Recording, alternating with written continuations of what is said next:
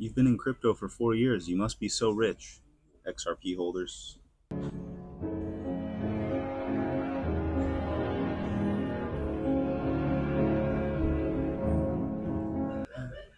We don't want to talk about it, right? We don't want to talk about it. Oh man, XRP holders are having their patience tested, man. As am I by my recording software, because this is my second time recording this video because it didn't capture my audio on my desktop, and I'm showing you guys a couple videos in this video um, about XRP. I figured I'd just make another little XRP update video. People seem to be enjoying these XRP videos, so I'm like, let me just throw out another one, go over some news, some information we have, look at the charts. Um, yeah, so let's just dive into it. We'll come over here really quick.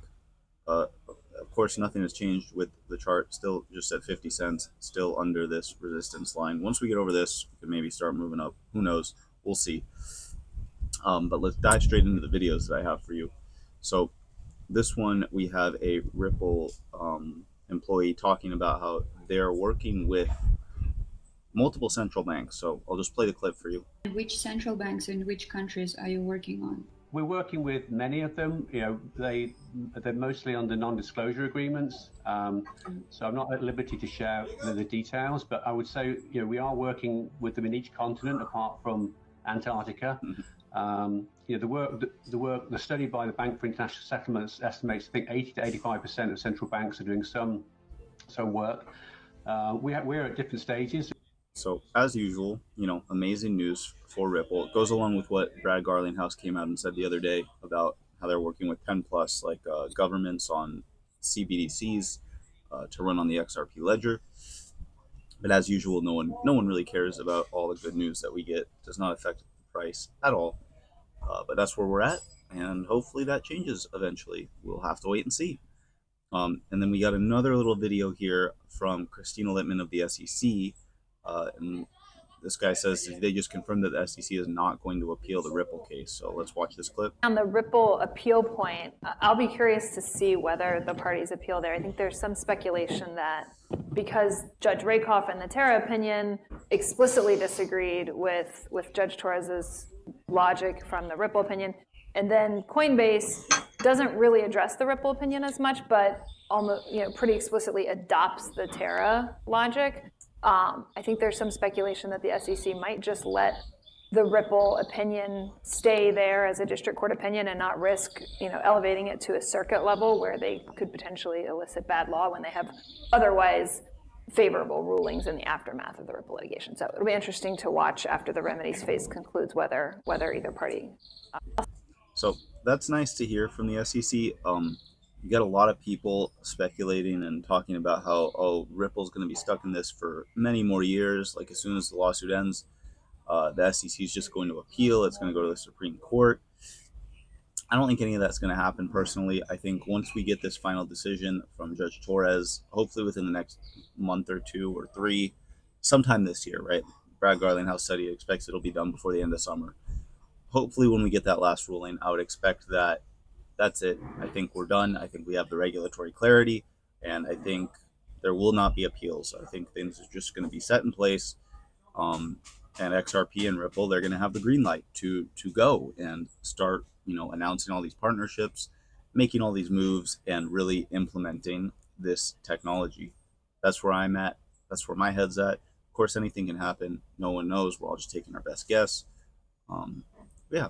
So nice to see that little clip right there. We'll continue forward. Hear from Stuart Alderati.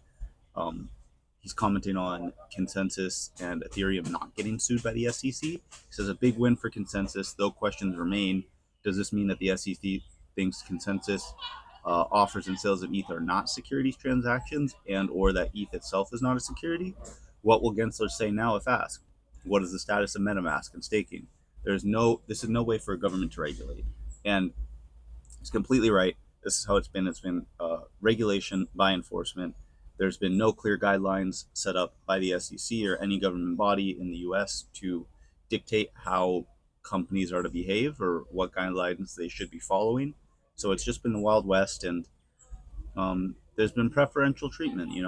The Ripple has had to fight for years and spend hundreds of millions of dollars, and now the Ethereum and consensus are once again just getting a free pass. There's no logic, no clarity, no nothing, and it seems like we're moving in the direction of getting that now, and hopefully that continues. But it's still something we're gonna have to wait for. Time will tell. Now for some charts. Here from Crypto Barbie. Imagine selling XRP now. We're so close to generational wealth, more than ever before. Oh, brother, so close. We've been saying that for how long? And she says I'm not here for 1 to 2 digits, but for 4 to 5. Okay, this chick's a little out there. Um, Look, I hope that's where we're headed to, but yeah, we'll see. We've seen charts like this drawn over and over for a very long time now, and still nothing. So hopefully soon, hopefully. And then we got a couple more here from Crypto Bill Boo Woo Woo. By comparing the altcoin market cap, you can better see how similar the current position is to 2017. There are many other charts as well. Set a goal, believe in it, and execute. Then you'll receive it. Flip the switch. So yeah, we've seen a lot of charts like this, just comparing how similar everything does look to 2017, and things are lining up, and we'd be getting pretty close to crunch time here. Another chart here showing confluence, the altcoin dominance chart. Every time we've touched this trend line is when XRP starts to get moving and take off. And we're touching that trend line again on altcoin dominance, and we would hopefully be expecting to see a bounce. Bitcoin dominance is also hitting its head against a resistance trend line. So a lot of confluence here for things to get going, and it would be about that time here very soon. So hopefully some catalysts like Ripple winning the lawsuit comes about. A bit of a longer post here from Dark Defender going over a lot of bullet points and reasons why he thinks we are at that turning point and that trend shift for XRP. You can pause and read here if you'd like. And he just shows this chart down here showing why he thinks we are ready for that trend reversal. I'll play a short clip here now from Blockchain Backer talking about his current thoughts on XRP and where we're Excited at. about XRP with the current price action that we're at right now. This is what would get me excited. Just getting out of here, right? Then it'd be my expectations would be we do a whole lot of this after that. Okay, that there'd be a whole lot of another range that comes out of that. But as of right now, I think it really needs to prove first, get above these levels right in here. It's not too far away, but it's like underneath it, and it needs to get above it to have structural excitement for me right now. The thing that it can't do to maintain any type of bullish structure would be to go take out these lows, to start getting out below 41 and 42. I think long term, just massive devastation to the chart if it goes below 41 or 42 cents. And so I don't see any. It's up there. You heard him there. He'll get excited once we start breaking over like 58, get back to that 60 cent area.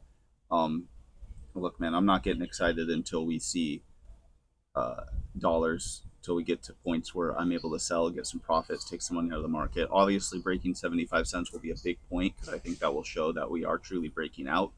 But we still have a long ways to go from that point. And who knows? Maybe it could be fast and explosive and quick like XRP normally moves, or maybe it's different this time. But he's saying that first level we really need to watch is around 58 to 60-ish cents. So that's what we'll be watching out for. That's what we'll be looking for. Hopefully we get a breakout. Here from Mason Versus. Shout out to the ones who still believe in XRP. June 2024 is probably the hardest ever for XRP holders to continue believing. Lots of FUD, but we keep holding strong. And then a little meme here. I sold XRP because of the lawsuit. And this guy's like, that's why no one will remember your name. And hopefully that's how things turn out.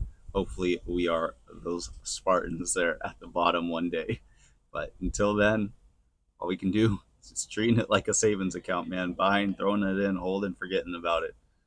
Another little meme here from Alex Cobb showing Ripple drowning and the SEC just saving Ethereum twice now. And then before we go, just a little positivity here from Luke Belmar. Travel the world, enjoy good company, help people in need, train your mind, train your body, nurture your soul, always be grateful, and never settle for less. 100%, man. We get so wrapped up in these charts sometimes, price action, the markets, or whatever's going on in our lives. We just got to remember, appreciate life for what it is, enjoy every single day, and don't forget to just be grateful for what you do have, And then finish it off here from Reese. Why are you so worried about your credit score? Just max out all your credit and don't pay. Oh no, a little number goes down. Who cares? The Gestapo isn't going to take you to debtor's jail. They'll just try and call you begging for money. Like, zero consequences. So we'll leave it on that. I hope you enjoyed the video. I hope you enjoyed these little XRP updates. If you did, let me know your thoughts in the comments. Leave a like on the video, subscribe to the channel, and I will catch you in the next video, guys. Peace.